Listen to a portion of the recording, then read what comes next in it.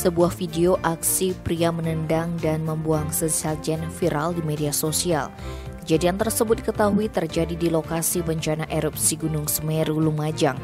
Dalam video berdurasi 30 detik itu memperlihatkan seorang pria mengenakan tutup kepala dan rompi berdiri lalu mendekat ke sebuah sesajen yang diletakkan di atas tanah.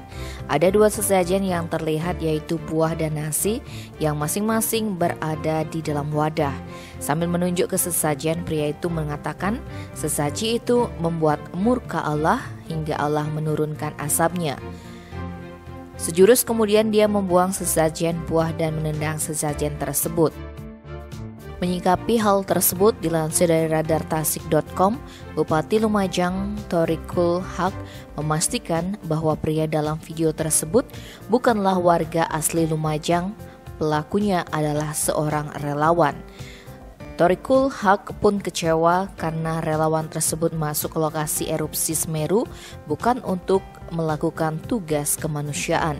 Tindakannya melanggar tata nilai hidup berdampingan bersama dengan seluruh agama, seluruh suku di Lumajang.